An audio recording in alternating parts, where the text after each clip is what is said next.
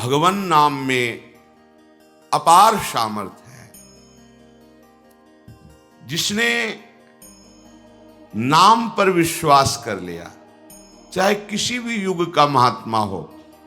देखो, सृष्टि में सबसे पहले जो बड़े महात्मा हैं वो सनक जी, सनंदन जी, सनत कुमार जी, सनातन जी।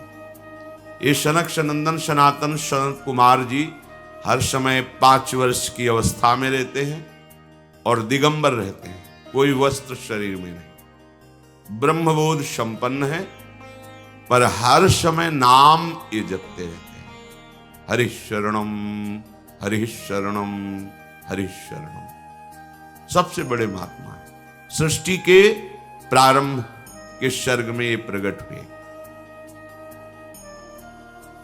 अगर कहा जाए कि कलयुग में ही केवल नाम की महिमा है, ऐसा नहीं है। किसी भी युग में किसी भी महर्षि, ब्रह्म ऋषि, मुनि ऋषि, महात्मा, भक्त, जिनको भी साक्षात्कार किया गया, देखा गया, तो वो नाम में रति किए रहे, नाम को पकड़ा। अगर नाम नहीं है और सब साधनाएं हैं तो उन्हें परास्त होते देखा गया। और जिनके पास नाम है तो नाम ही सदैव उनकी रक्षा करता रहता है। सीम की चाप सके को ताशु, बड़ रखवार रमापति जाशु। बड़े रखवार श्री हरि अपने नाम जापक की निरंतर रक्षा करते रहते हैं।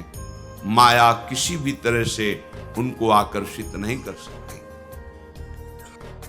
जैसे अग्नि में दाहिका शक्ति है, वो किसी भाव की, कुभाव की अपेक्षा नहीं रखती। उसका काम है जला देना। तो चाहे भाव से छुओ, कुभाव से छुओ या जबरदस्ती कोई छुआ दे तो आप जल जाएंगे। दाहिका शक्ति है। ऐसे ही कहते हैं नाम में पापों को भस्म करने की और भगवत प्राप्ति कराने की सामर्थ्य है। जैसे अग्नि में दाहिका शक्ति, ऐसे नाम में पाप भस्म करने वाली और भगवत प्राप्ति कराने वाली ये सामर्थ्य है।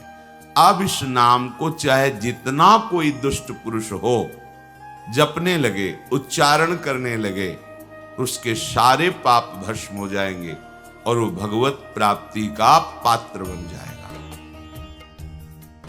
दुष्ट चित्तैरपि स्मृतः, वो दुष्ट है, शास्त्र विरुद्ध आचरण करता रहा है, पर किसी कारण से संत समागम हो गया, भगवान नाम महिमा सुनी और उसके हृदय में आ गया कि अब तो नाम जप करेंगे, क्योंकि मुझ जैसे पापी का भगवान के सिवा कोई भी उद्धार करने वाला नहीं, कोई मेरा सहयोगी नहीं। और नाम का आश्रय ले लिया, बोले समस्त पापों का नाश करके उसे भगवत प्राप्ति करा देगा नाम। जैसे कोई कहे तो भगवान नाम केवल पाप ही नष्ट करता है, तो कहते नहीं, हरि हरे नमः जो ऐसा उच्चारण करता है मानो उसने मोक्ष प्राप्ति के लिए कमर कस ली, अर्थात ये नाम उसे मोक्ष भी प्रदान करेगा। किसी भी मार्ग का कोई भी पथिक हो, वो नाम जापक होगा ही, जो सच्चा उपासक है। व्यर्थ के ज्ञान से परम पद की प्राप्ति नहीं होती। वेदांत पढ़ के जान लिया कि मेरा स्वरूप ब्रह्ममय है, वो पहले भी था, वो अब भी है, वो आगे भी रहेगा, फर्क क्या पड़ा। अब तुम्हारे ऊपर किसी भी तरह के देहों का कोई प्रभाव, किसी भी विषय, किसी द्वंद्व का कोई भी प्रभाव नहीं पड़ना चाहिए, यदि जान गए हो। ऐसा संभव। इसीलिए बड़े बड़े ज्ञानी महात्मा भी निरंतर भगवान नाम जप करते हैं। भगवान शंकर से बढ़कर कोई ज्ञानी थोड़ी होगा। निरंतर नाम जप करते हैं और समय व्यतीत करते हैं भगवत लीला गान और श्रवण करके। स्वयं भगवान होते हुए भी संतों की सभा में गुप्त रूप से जाते हैं और भगवान की मंगलमयी कथा सुनते हैं। भगवान शंकर के ही अवतार श्री हनुमान जी महाराज हैं। जहां कहीं भगवत चरित्र होता, हरि चरित्र होता है, किसी न किसी रूप में आकर के ये महाभागवत जन कथा सुनते हैं। ज्ञान का परिणाम यही है कि हरि स्मरण में तुम्हारी एक एक वृत्ति लग जाए। चाहे जितने बड़े ज्ञानी महापुरुष हो, देखा है वो नाम में निरंतर नाम चल रहा है। सन्यासी महापुरुषों का जो मार्ग वेदांत मार्ग है, प्रणव हर समय जपते हैं, ओम नमो नारायणाय, ऐसा जपते। हरि ओम तत्सत, ओम हरि। ओम भी हरि का नाम है, हरि का तो नाम है ये, वही तत् है, वही सत है।